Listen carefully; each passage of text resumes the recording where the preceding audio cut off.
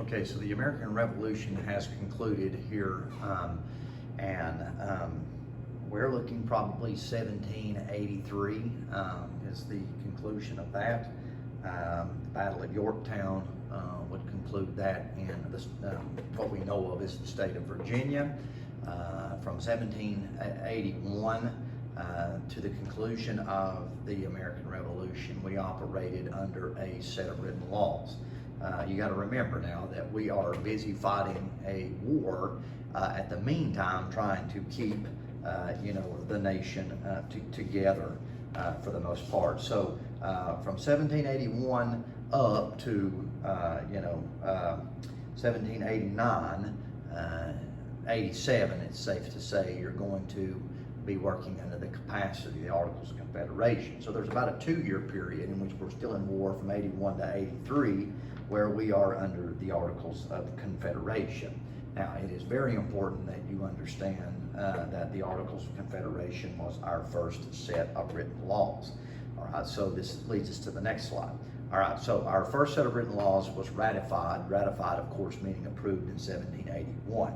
Delegates of the Second Continental Congress drafted the Articles of Confederation to create the first national government of the United States. The Articles loosely bound the 13 states in a confederacy that eventually proved incredibly weak. Now, you got to remember this, that the Articles of Confederation was created weak on purpose. They didn't want a strong central government because they were afraid that the strong central government would become too oppressive, too abusive in power. So they kept the central government relatively weak. They gave more power to the states, all right? By now, we have transitioned from colonies to states, all right? They gave more power to the states, okay? You need to remember that. When you give more power to the states than the central government, it's going to be very hard for the central government to be able to operate as it should do. So, wary of a strong central government after their interactions with Britain, delegates of the Second Continental Congress made certain that the new national Congress created under the Articles of Confederation would have very little authority over state legislatures. Instead, drafters hoped that the Congress would act as a collective substitute for a monarch or a multi-person executive. The Articles stipulated that the Congress could do the following. They could negotiate treaties, declare war, make peace, coin money, issue loans, maintain an army and a navy, operate a postal service, negotiate treaties with Native Americans, and resolve disputes among the states, govern Western territories for the benefit of all the states.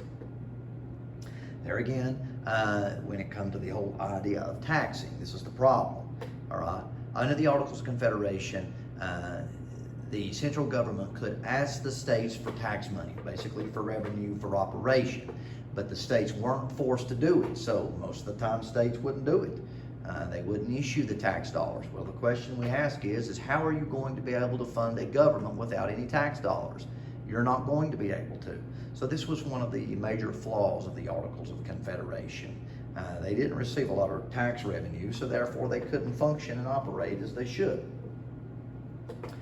So for the most part, it's safe to say that the Articles of Confederation were relatively weak, and that relatively weak system of laws was intentional to keep the power from becoming too oppressive. Okay, so it's very important that you're able to see that. For a law to pass, it took 9 of the 13 colonies to approve it.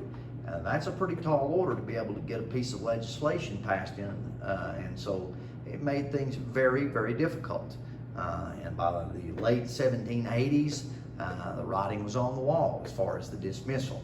There's not really a structured military in the Articles of Confederation. There again, you don't have what you would say the kind of executive leader that we do under the Constitution, in which I'm talking, of course, about the President of the United States. So it was very difficult to operate under the Articles of Confederation. One particular issue that took place was Shays' Rebellion.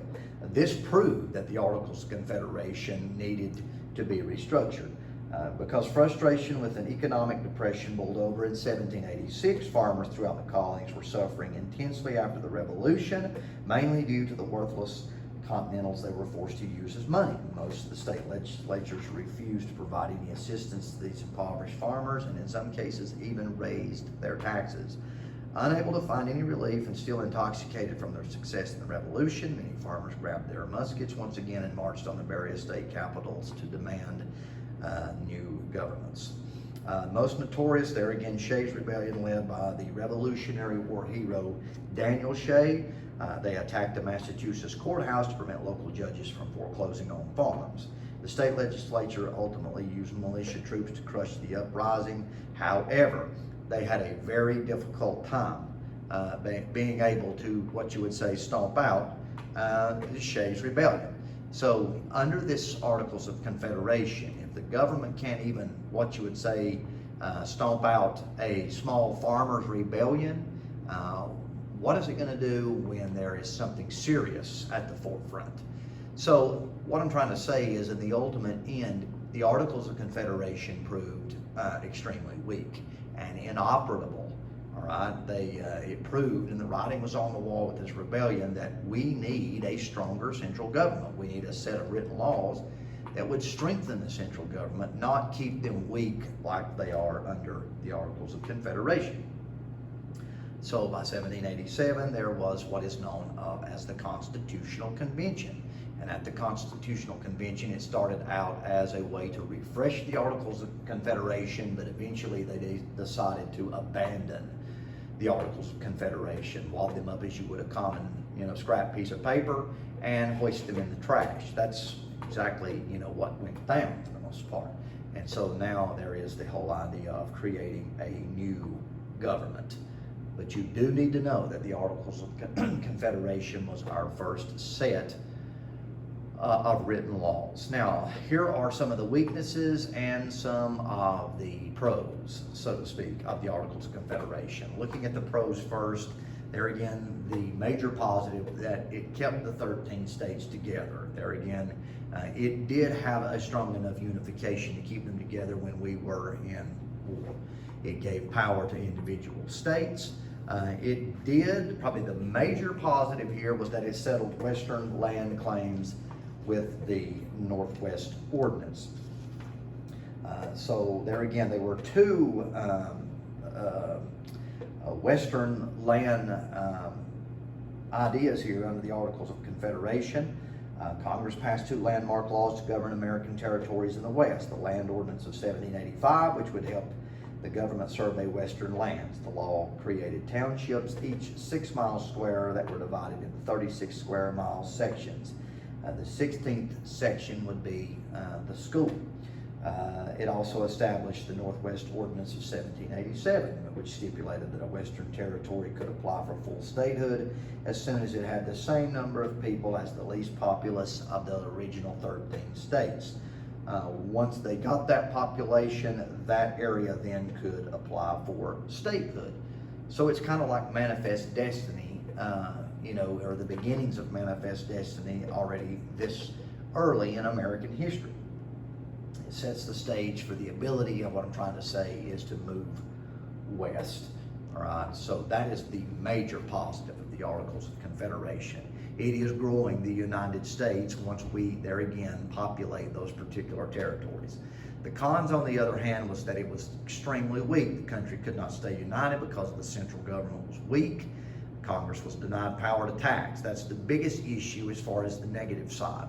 There again, if you can't tax, if a federal government can't ask the states for tax dollars or get tax dollars from the state, it's going to be very hard for any government to function, whether federal, state, or local government. You're not going to be able to function, okay? So because they could not require the state to give tax dollars, this kept the federal government always weak as far as funds is concerned. People knew the Articles were weak, which of course hindered nationalism. Nationalism is a sense of pride that you have, and so people knew it was bad, people knew it was weak, people knew it was ineffective, and so therefore it kept, the nationalism relatively low, kept the pride relatively low. Okay, so unfortunately the cons would outweigh the pros, and eventually the Articles of Confederation would be done away with. So please remember, the inability to tax, the inability to deal with small uprisings, such as Shays' Rebellion was the writing on the wall for the Articles of Confederation, that it needed to be done away with, that it needed to be terminated. But please remember the positives of that there again was those Western laws, those Northwest Ordinance of 85 and Northwest Ordinance of 1787. They were notable positives. So just remember that. Okay, so some of the founding fathers that, we want to conclude 1.1 with, of course, Benjamin Franklin, scientist, inventor, and diplomat. There again, diplomat, first diplomat in American history where he would go overseas and build relations with other countries. John Adams, there again, was the mastermind behind the Declaration of Independence, but he encouraged Thomas Jefferson to write it. George Washington, of course, commander of the Continental Forces during the Revolutionary War, and would be unanimously elected as the first president of the United States of America under the U.S. Constitution. Teachers, please either call the office and let us know numbers of students that you have face-to-face second block, or send an email to Ms. Sawyer. Thank you. Sons of Liberty, of course, this group was formed to protect the rights of the colonists and take to the streets. They were the people that done the Defiant Acts that, we have mentioned throughout the course of the notes. The Boston Tea Parties, the willingness to show the British Empire that, they weren't going to take that. So all of those individuals could be collaborated as the founding fathers. So we've won the American Revolution. We've recognized that the Articles of Confederation is relatively weak. Now in 1.2 note, we talk about, how do we design a new set of written laws at the Constitutional Convention? So stay tuned and be ready to, observe 1.2 notes because this will tell us how that the Constitution was established.